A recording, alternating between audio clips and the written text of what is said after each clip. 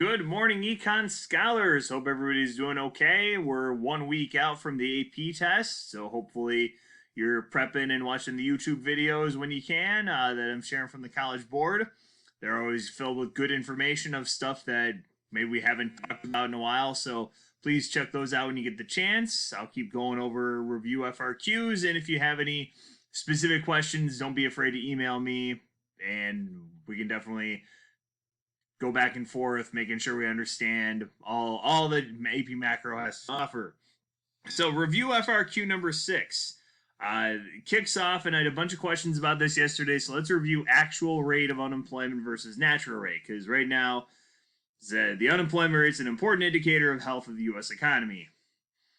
15 to 20% right now, so yeah, maybe the economy is not super healthy. Assume that with the economy at full employment, so here's full employment. Okay. Y sub F, right, on long run aggregate supply. This, when we talk about full employment, we are talking about what's called the natural rate of unemployment. The natural rate is ultimately the goal of any economy. Because remember, there's always going to be some unemployment in the economy. You're always going to have people moving between jobs. That's frictional unemployment. And you're always going to have some jobs being displaced by technology or outsourcing. What Adam Smith, he of the laissez-faire theory, calls creative destruction. Some jobs, new jobs are being created by technology while other jobs are being automated out of existence. That's structural unemployment. So you're always going to have some structural and you're going to have some frictional. What we want to avoid is cyclical unemployment. Cyclical unemployment is the recession-based unemployment that we're probably seeing, quite a bit of now. That my hope is, knock on wood, those jobs will come back as we reopen the economies all over the country. So when we're at full employment, the goal is ultimately something like 4 or 5%. It's just kind of a guess at this point, but that's the natural rate. Okay. Now it says the government implements expansionary fiscal policy. So we're already at like 4 or 5%. We'll say 5% right now. And we implemented expansionary fiscal policy. Just throw that really quick. So expansionary, we raised government spending or lowered taxes or we used monetary policy. So we boosted aggregate demand. Now, and remember, we boost aggregate demand, real output increases. We go to Y2 right there. The unemployment rate would decrease. When we talk about the actual unemployment rate, that's reality. So natural rate is the goal, actual is reality. So, if you imagine a point like here, Y sub F, that's like 5% unemployment. If we move to Y2, we're actually at something like 3% unemployment. Okay, so in this case, the actual rate is below or lower than the natural rate. And, there are great things about that. Wow, so many people have jobs. And as you can see, downside of it, possibility of demand pull inflation, PL1 to PL2 right there. Conversely, if we have a situation where, let's say our equilibrium is right there, we'll call that point C, Y3. A situation like that, we are actually at a high, the actual rate's higher than full employment. This would be something like 8%. So that would be when we're in a recession. The actual rate is higher than the natural rate. Okay, but for this question, because we are already at full employment, we already had something like 5% unemployment, and we boosted the economy. Well, now we have actual rate, reality, lower than the natural rate. Okay, so put the graph away for a couple minutes. Assume that a significant number of workers are involuntarily changed from full-time to part-time unemployment. Okay. Explain how this will affect the number of people who are officially classified as unemployed. So let's review who's in and who's out. Okay, if you are in the labor force, that means you either have a job or you want one and are actively looking for a job. If you're not actively looking, like say my daughters, 13 and 10 respectively, you're not in the labor force. Or my parents, who are both in their 70s, not in the labor force, they're retired. And then there are people who just aren't working even though they could. If you have parents Some of your parents say, go out and get a job. Well, you're in the labor force then, as you look or you find gainful employment. Other parents like say that maybe your job is to study. You need to focus on your AP tests and all that stuff, getting ready for college. Those kids, not in the labor force because they're not looking.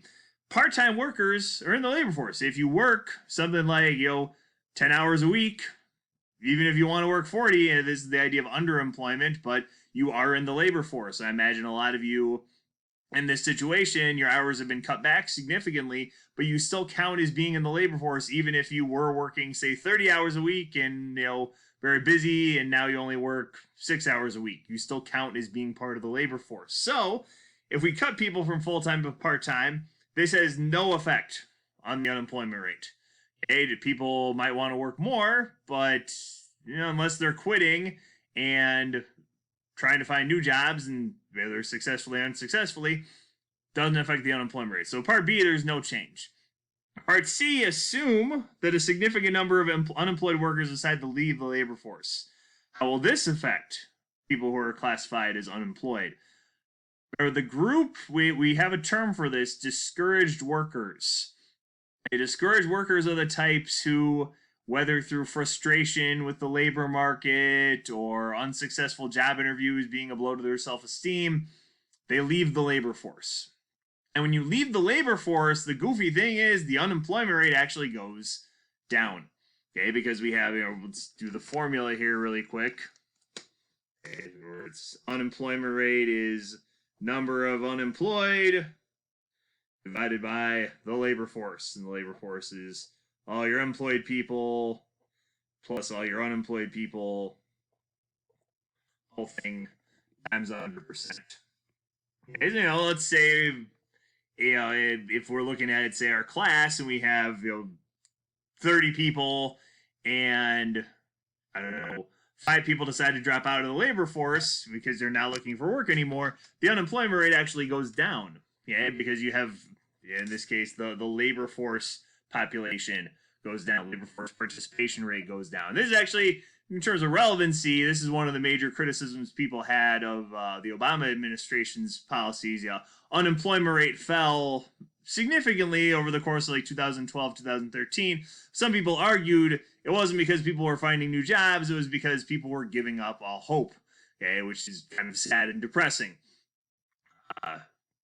So labor force, if people drop out of the labor force, the unemployment rate, discouraged workers, the unemployment rate actually goes down. Part D, assume the government reduces the level, and this is actually relevant to now because there's a lot of debate over how much unemployment compensation is too much, or is there such a thing as too much in keeping people afloat right now. Assume the government reduces the level of unemployment compensation, making it harder to support oneself while unemployed. The theory is, and supported by a number of people in Congress who think the unemployment benefits passed right now are a little bit too generous, they would argue that if we make unemployment compensation less, you can't support yourself on unemployment. What are you going to do? Well, their argument is that you'd enter the labor force and you would find a job. This would, part 1 of D, make the natural rate of unemployment go down because more people are in the labor force and more people are finding work. Okay, theoretically, I'm not sure I agree with that, but I'm going with what the College Board who wrote this question is all about. But the theory is that more people will enter the labor force, find jobs, natural rate, which maybe people comfortable with 6 or 7% unemployment for the natural rate, it would fall to maybe 5%.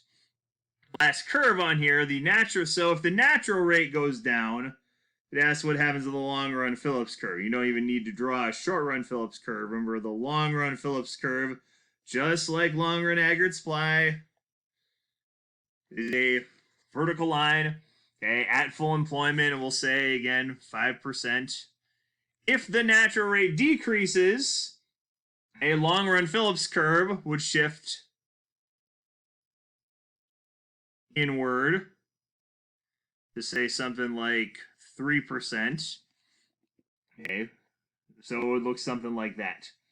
Okay, so if we had a situation where natural rate of unemployment decreased, Morass would shift to the right, but the long run Phillips curve shifts to the left. Okay? And just like PPC shifting out, this is another way to show economic growth.